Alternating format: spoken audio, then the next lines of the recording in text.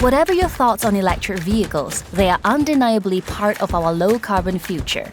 The industry is expanding on a massive scale, akin to the invention of the wheel or the shift from horse-drawn carriages to the combustion engine, both of which have profound implications for humans and the planet. But how much do we know about the impact of electric vehicles? And is the EV revolution as good for everyone as we're being told? We decided to find out.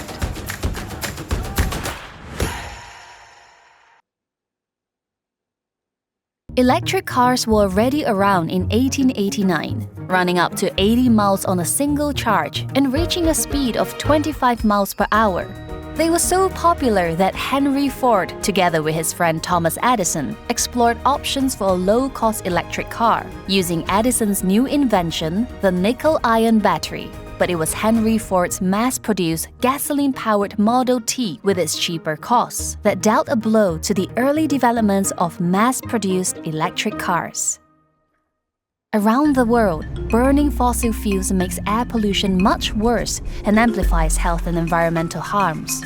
To address this, countries are phasing out gas-powered vehicles.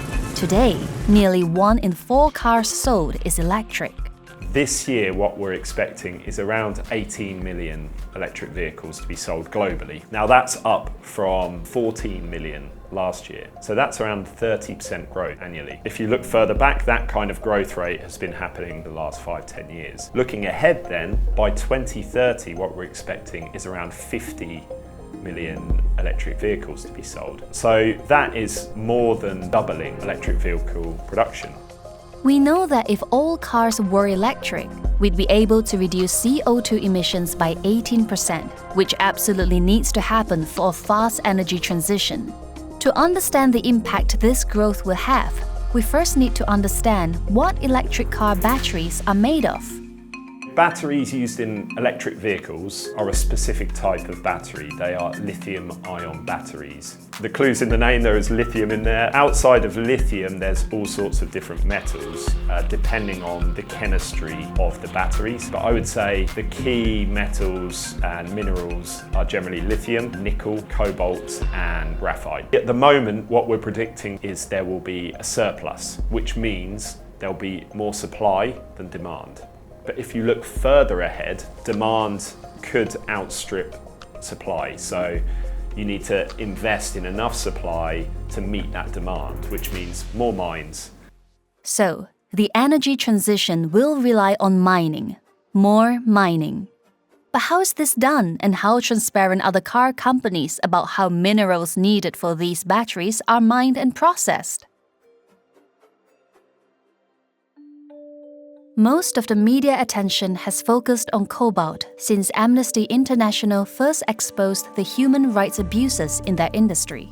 But the other minerals being mined to make car batteries also have massive impacts on people around the world.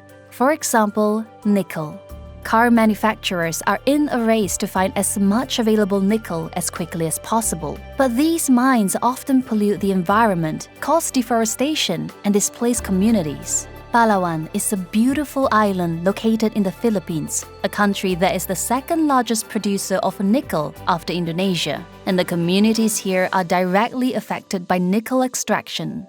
Tapos, hindi po kami nagiging dayuhan sa lugar namin nung wala pang minahan. Sa ngayon naman po, paparating pa lang kami sa aming tanging pangarap lang po namin yung aming karagatan na pagkunan ng hanap buhay. Sa kabundukan, kung saan doon kami naghahanap buhay, nagkakuha din kami ng mga kung ano-anong mga halamang gamot. Sa ngayon po nagkaroon ng minahan, naging malungkot po ang buhay namin dito kasi kung saan nakikita na po namin na apektado na po talaga kami. Una po ako, nawalan na po talaga ako ng trabaho at yung aking hanap buhay, hindi ko na po minsan maisip kung saan ako kukuha ng pagkain namin kasi wala na po akong nakuha doon sa may pantalan, kunti latak ng minahan nila. Yung latak ng putik ang nakukuha ko, hindi na po lobster. Naiyak na ako, ayaw ko na. Loss of livelihood, but also health and environmental issues have torn the lives of local communities apart. Yung wala pang pagmimina, normal lang yung mga sakit ng tao dito. Before mining, hindi kagaya ng ngayon. we only have the usual marami ng sicknesses.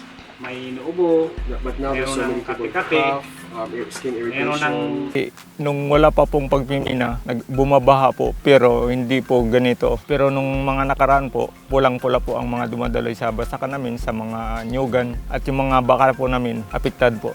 However, when we challenged Ipilan Nickel Corporation, the company operating a nickel mine in Brooks Point, they denied all the allegations of environmental pollution and, despite our findings, they claimed the majority of the Palawan indigenous people support its operations. Between the material being extracted from the ground and it ending up in an electric vehicle, it will go through numerous companies and then quickly spreads out into a web, a supply chain. So tracing that material all the way through that supply chain is incredibly difficult. But I would say that is probably the most important thing in terms of responsible sourcing from the car manufacturer's perspective. Until companies are more transparent about their supply chains, it's impossible to tell exactly which companies are using nickel from places like the Philippines, where human rights are being impacted.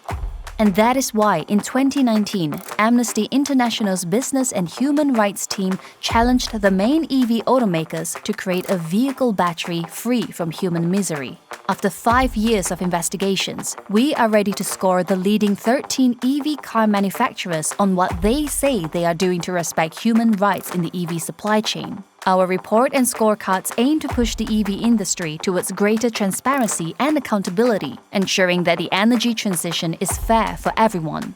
How did we do it? We checked what car makers have promised to do on their website and in their publicly available documents. Most of them say they know what needs to be done, but actions speak louder than words. Are they really identifying, evaluating, and working to prevent the human rights abuses in their supply chain? Unfortunately, none of the companies has been given our green light yet.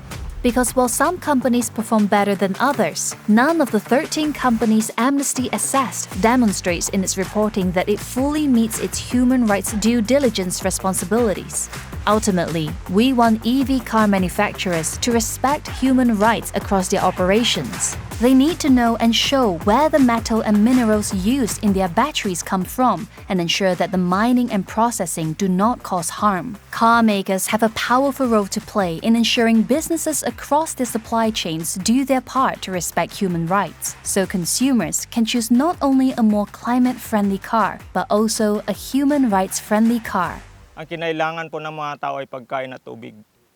Kaya naniniwala po ako na ang pagmimina po ay hindi naman sagot sa lahat ng kabuhayan po.